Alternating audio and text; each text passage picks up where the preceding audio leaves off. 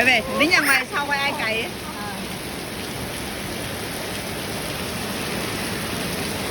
Hồi sáng à, may mà phun nước hồi sáng xong rồi. Chưa. Phun cái đường xong ra. Hay xong rồi. Mưa to.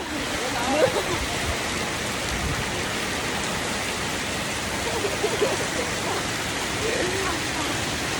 Mưa rồi.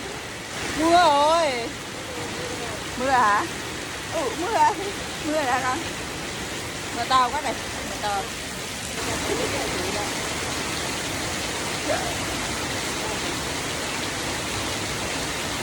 Mưa to.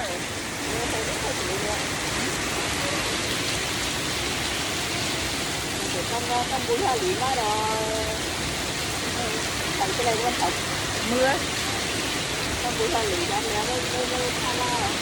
Mưa đậm á, hôm nay được mưa đậm này. Ông kêu là có mấy xào bên mà.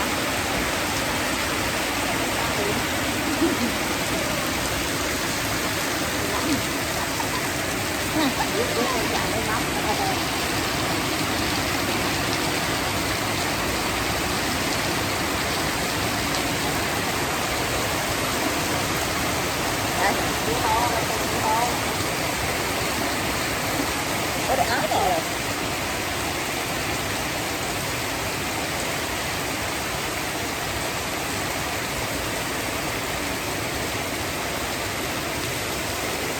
Mưa to đã ghê á.